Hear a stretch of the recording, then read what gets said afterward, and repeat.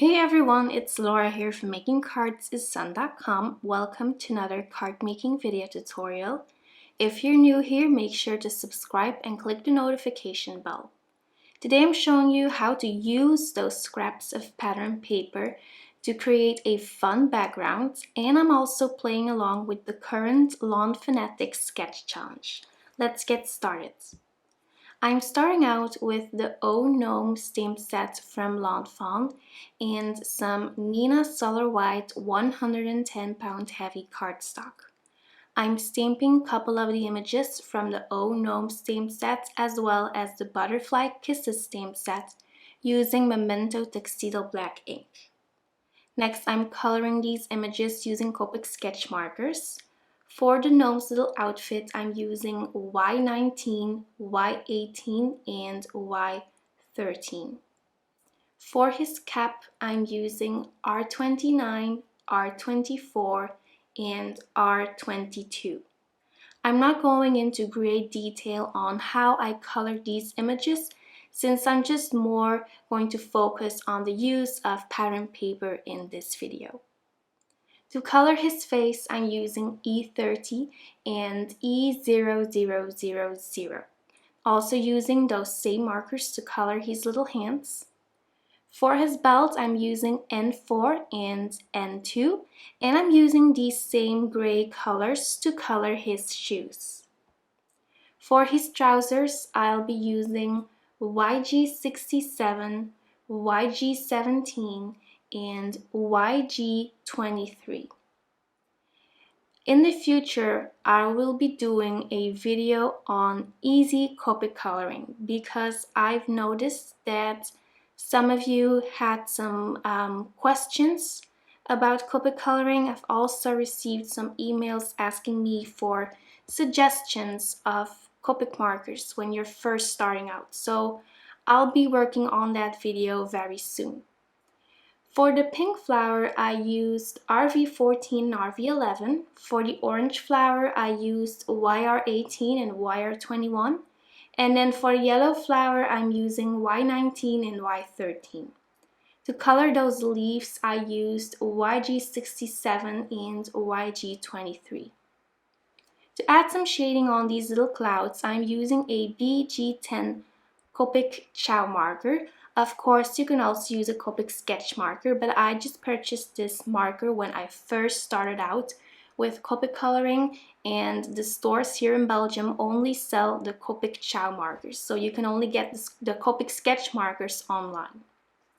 For the wheelbarrow, I used N4, N2, and N0.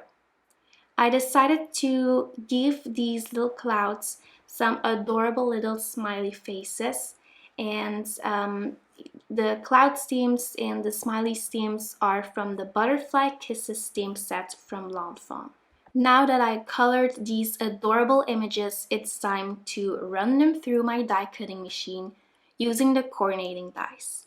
I use a Spellbinders Platinum 6 die cutting machine. I'm also going to die cut a circle from the Circle Stackables die cut set from Fawn out of some masking paper, and then I am running that circle through my die cutting machine again, but this time I am using the Grassy border die from Fawn to create a really cool mask to create a sky and grass scene.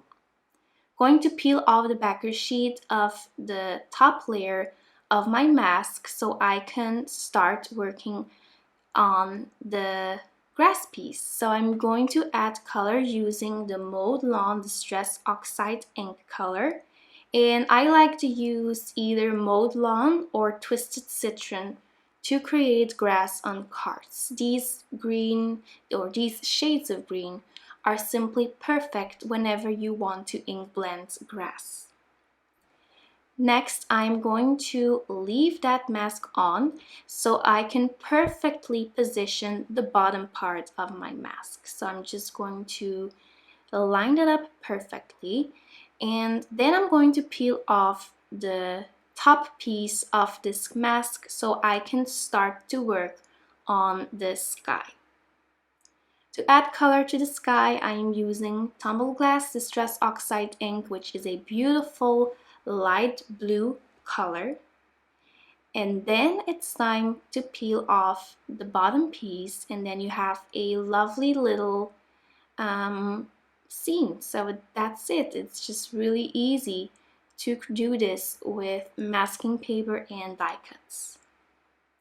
Going to assemble this little circle. So for these flowers, I actually wanted it to look like the gnome put these little flowers into the wheelbarrow. So I'm using my Tonic Smooth Precision adhesive pen to adhere these flowers on the back side of this wheelbarrow. I'm also using some foam squares to adhere the other images to my circle over there. I also am going to adhere a tiny butterfly and this small flower from the Butterfly Kisses stamp set from Fawn. Next, it's time to use that pattern paper to create your beautiful backgrounds. I am working with a few scraps of pattern paper and cardstock that I had here with me. I tend to just, never use these scraps. I use a larger piece of pattern paper, but I am more unlikely to use the actual scraps. So this is just a great way to do this. You can combine different patterns. You can also combine different colors to create a really nice background. I adhered these onto a die cut stitched rectangle from Fawn that I already had pre-die cut, so I had this in my stash. But I also wanted these stitched lines on my pattern paper, so what I did is I just lined up my rectangle die again, and then I ran it through the die cutting machine once more, and then you'll have the stitched edges on your pattern paper. If you don't have the stitched rectangle die cut already, it would be even easier. You could just adhere the strips on your white cardstock and then run it through your die cutting machine using that stitched rectangle die. Alright, so I did some more die cutting this time. I die cut a banner using white cardstock and a banner using a scrap of pattern paper, using the fancy wavy banners die cut set from Fawn. I just stamped a sentiment on the white banner from the wavy saying stamp set from Fawn using Memento Tuxedo black ink. Going to adhere the pattern paper banner to my card front using some Scotch foam tape and my Tonic Studios Nuvo Deluxe adhesive. I'm using that same adhesive to adhere the white banner on top of the green polka dot banner. And then finally, I'll be adhering the finished piece to a standard size A2 US card. So this measures 4 1/4 inch by 5 1/2. And as you can see, I used quite a bit of pattern paper on this card, and all of these pieces that I use were tiny scraps of pattern paper that I would normally not even use. I would just, throw them with the rest of my scraps and never look at them again. But this is just a really great way to actually use these scraps. I'm finishing off my card with a layer of sparkle using a Spectrum Noir sparkle pen and a coat of Tonic Nuvo Crystal Glaze. So that finishes up my card. Thank you so much for stopping by, and I hope to see you very soon. Bye bye!